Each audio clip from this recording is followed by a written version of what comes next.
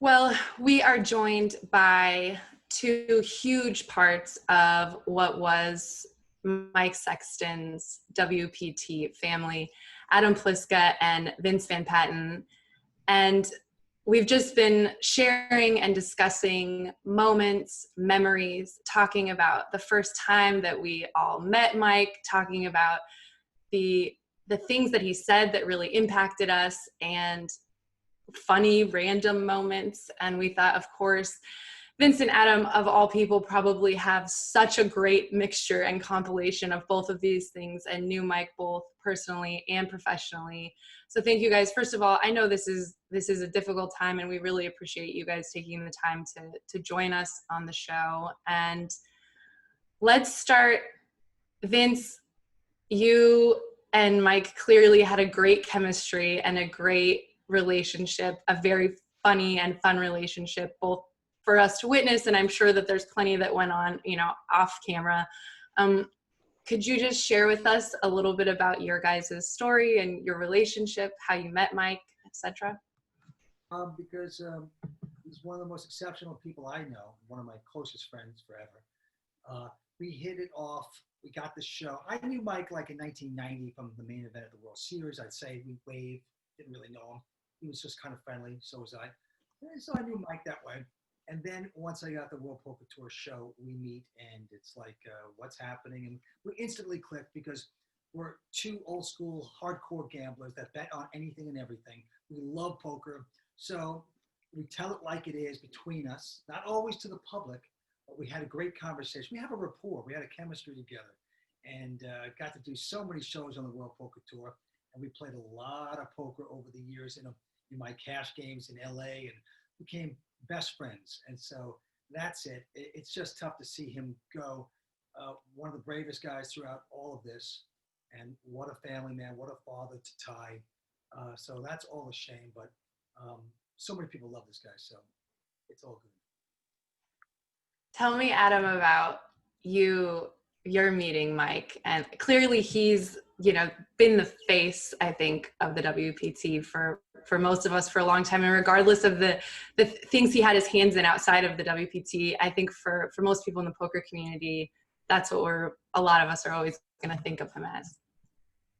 Yeah, well, originally when the WPT was formed, I was the original general counsel of the company. So I was really behind the scenes, right? I was dealing in contracts and those type of things. And I think what Mike doesn't often get, not that he was ever looking for credit, but he doesn't get credited as much, is how influential he was at the very beginning. I was dealing with Mike the same way I was dealing with Steve Lipscomb and Robin Motor and Audrey Kenya and all the people who were starting when it was just a handful of people that were involved, because Mike had really great intuitive instincts about where the direction of things should go. And you've probably heard me say that. I say that Mike Sexton, between Mike Sexton and Vince Van Patten, they really set the bar for the entire company, really about what we wanted to be. And together, and I say together because clearly that spark, that chemistry, that humor, that resonated throughout the company, and you definitely could always see it. The two of those two together, you could go to that bar at the Borgata and see them watching sports up there, and the best seat in the house was the stool right behind them, so that you could hear them talk, because it just never ended. What was on camera was always was in real life as well. I know one thing. So, go ahead. I would say one thing that sticks out to me about Mike, and we've talked about it in the past, is how great of an ambassador he was for the game. So we did not only see him doing commentary on WPT and seeing that on TV. I've been at WPT events where Mike is doing a lot of things off camera, whether it's just greeting the players, greeting a lot of the fans. He just always seemed to go out of his way. I remember working a WPT event in Montreal once, just being a reporter and watching Mike Sexton come down from the hotel room, into the lobby, and he was dressed in his suit. And from the minute he got down there, it was go. He was a poker ambassador. He was shaking hands, taking photos, and he always did it with a smile on his face. And, it seems you guys got to see that probably every stop. Yeah, I wanted absolutely. I mean, he was, what you saw on camera is, it's the same, for both of them. What you see on camera, this is who they are. And that idea of what a poker ambassador is, we often refer to as kind of the first real official poker ambassador. But what that meant was really defined in great part by Mike Sexton, who could go and have a discussion with Phil Ivey as easy as he could have a discussion with one of our club WPT players who was their first time at an event. Yeah, I got to add, just so right. I think it's Mike's instinct. He didn't do it for effect, but to be an ambassador, he just he couldn't stand prima donnas and people that were phonies and people who were higher than that. He never considered himself a celebrity, and he was a big celebrity out there. So he just was being nice. That was just his nature. But he came from the military too, and he came from the no one gave him anything. So when he finally got this opportunity, he was just thrilled, and no one knows poker like him. And so he just turned out to be just a great, fun, funny. And by the way, as a commentator, he never had any lessons. He just loved sports, and he got enthusiastic, and so was I, about the game we loved. And I think that showed. But he was brilliant, and what a great voice. Can't beat that voice of his. Yeah. That's what I've been saying the whole episode. One of my favorite things, it just hit the way, the subtle accent, the beautiful voice. But it's interesting because I think, explaining that for Mike, what you see is what you get. There's still, I feel like, Vince, what didn't we know about Mike? Like what was like the little extra, if you really knew him personally, what didn't we get to see? I think even I was surprised to discover some of his backstory, for example, being in the military, or some of the ways that he ended up finding poker and discovering that this was really where he belonged and this was his love. I think there is still more to Mike that maybe a lot of our audience and even some of his fans haven't uncovered. Yeah, he didn't show me much. I mean, he didn't have many flaws. Even if he didn't want to do something, he was tired. He says, "What are we doing this BS for, Vance?" And I don't know, but he would tough it out because he believed a guy should work and have, and be good to the people he works for. So he had great work ethic, and so did I. And so, but other things than that, I mean, the guy was just good to everybody. Great family man. I mean, he had sisters and cousins and everything. And when he was going good, he just bought them all a house. That's the way Mike was. Someone came to him to invest in a movie years back about dancing. And he went, "Vance, I'm going to invest this." I said, "Mike, it's a shady business." He did it. He never got a nickel back. I asked him like 8 years later, I said, "Mike, how did you do it?" He goes, "I never saw a nickel." I said, "Well, what are you going to do about it?" He goes, "Nah, what are you going to do?" I mean, he shook it off. I mean, he took it like a man. I mean, he was, that's the attitude he was. And we like to tell that funny story that, after every show, we'd go to a nice restaurant, maybe a steakhouse most of the time. He loved steak, so did I.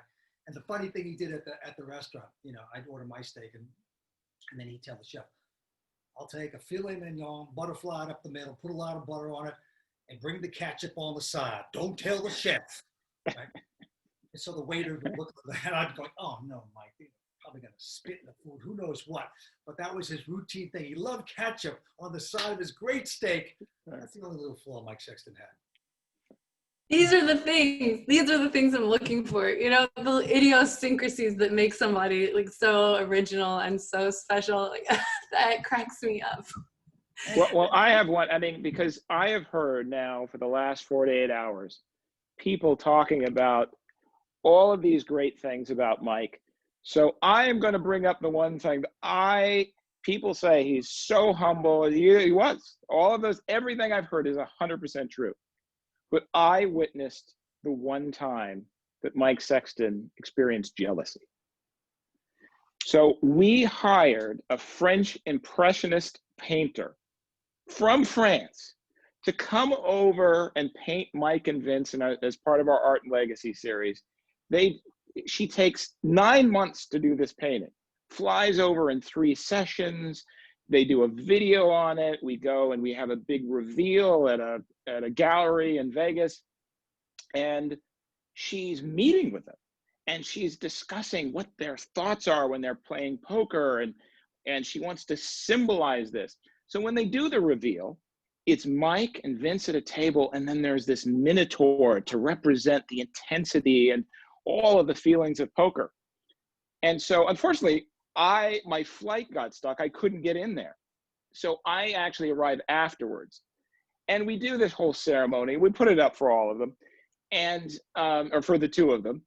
And Mike comes up afterwards and he says, Adam, I just want to say thank you. You know, that was just so sweet, so nice of you. I just can't believe that.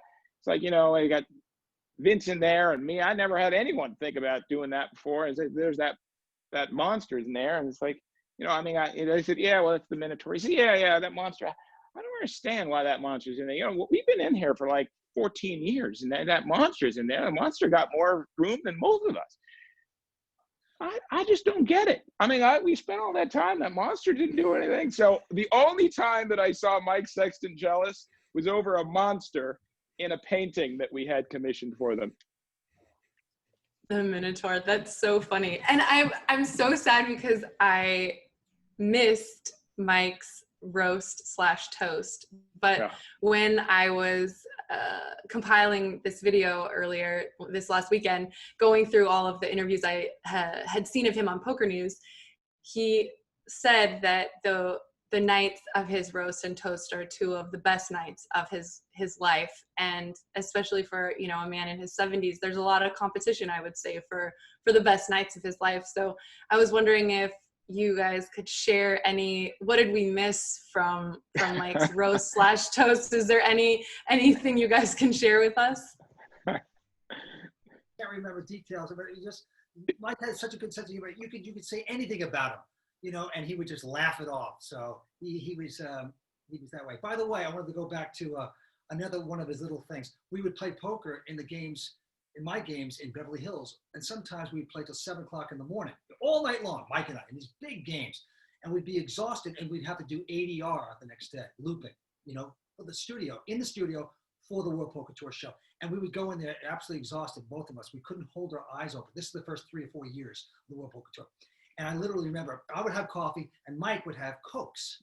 He would drink 4 to 5 Coca-Colas at 8 o'clock in the morning just to stay awake. And I'd see him sometimes like an hour in, and he'd literally be sleeping at the ADR session. And I'd kick him, and he'd go, "Oh yeah, well that's right, Vance. Look at that play. That was unbelievable."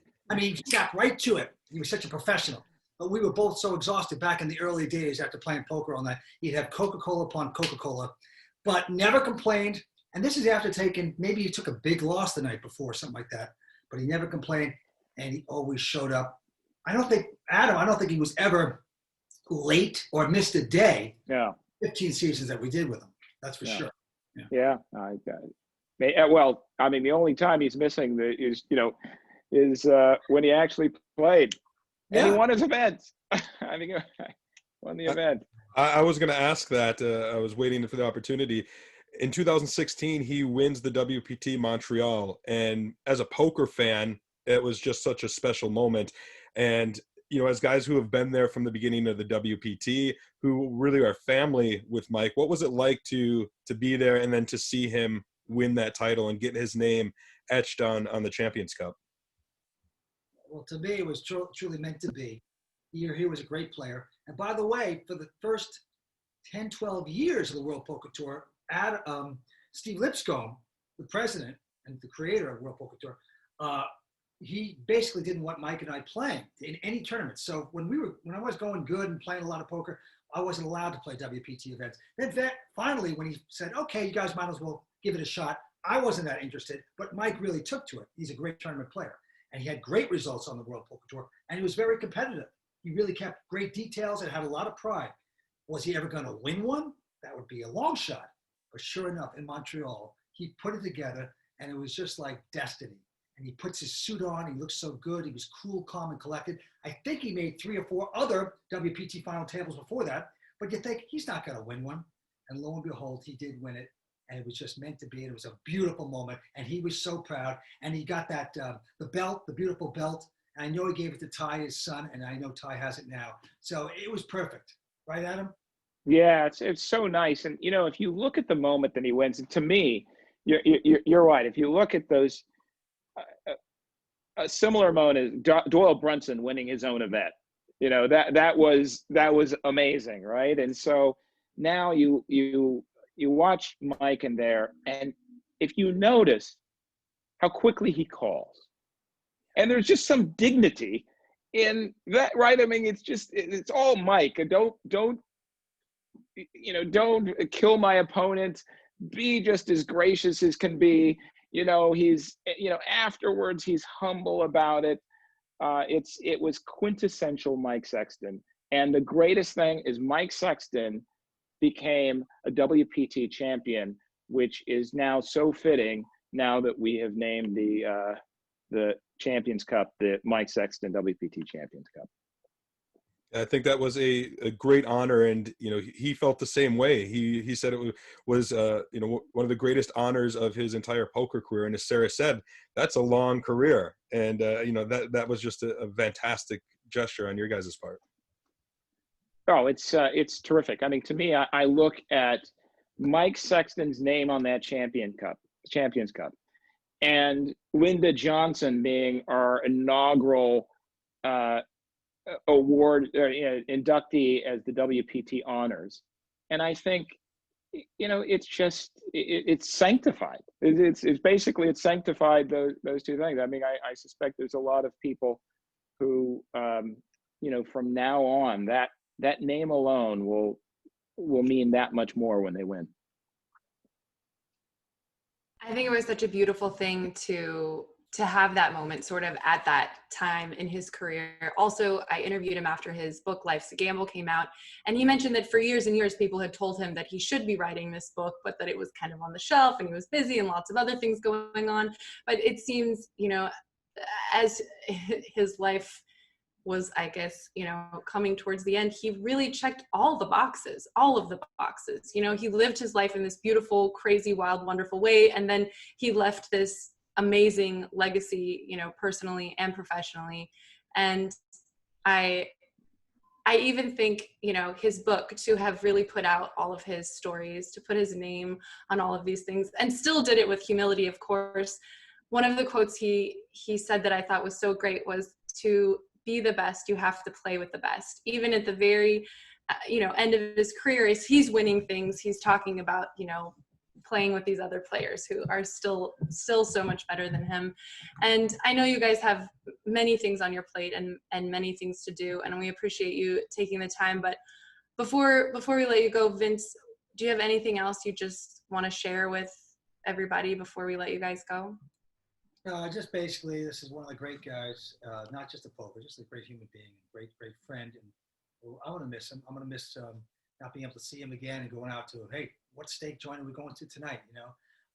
What are we betting? What's the action? I mean, we all discuss every type of sport and all kinds of action, and talk about life and politics together that we wouldn't let anybody else hear. It was all between me and him. So he is truly one of my best friends ever, and I'm going to miss that. But he will live on in my mind and everybody's heart and soul, for sure.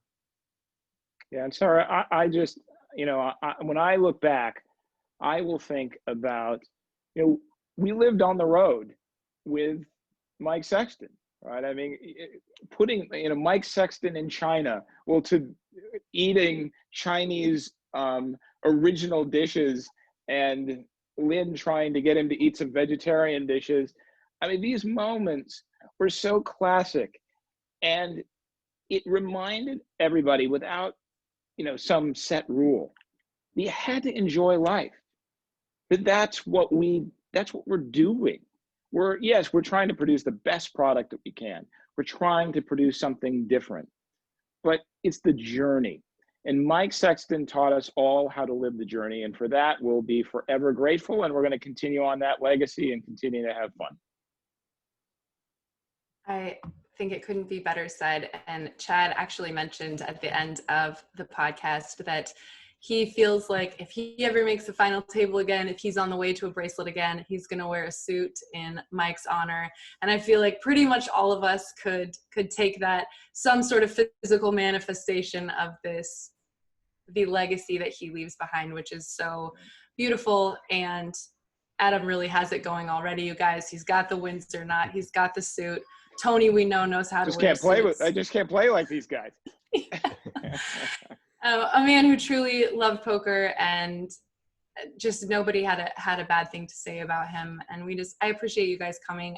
I can't imagine for how much it's affected a lot of people who I think knew him in a more ancillary way. I'm sure it has had a profound impact on you two. And I really appreciate you guys coming on. It's a testament to Mike. We've never done an episode like this. And I think I feel really lucky to have gotten to speak to so many people that knew and loved him. Thank you guys. Well, thank you. I really appreciate that. And on behalf of the poker world too, Vince and I, it was only a couple hours after we had heard the news that Vince and I decided that we better go and say something. And it was not easy. You're moments away from a transformational thing happening in your life. But I think we recognize that what we've seen over the last couple of days, that the poker world feels like they want to express. This person has impacted the lives of so many people and this community so much that, we just felt like what you're doing here to providing an outlet for people to give him the tribute that he deserves, it's a service to everybody.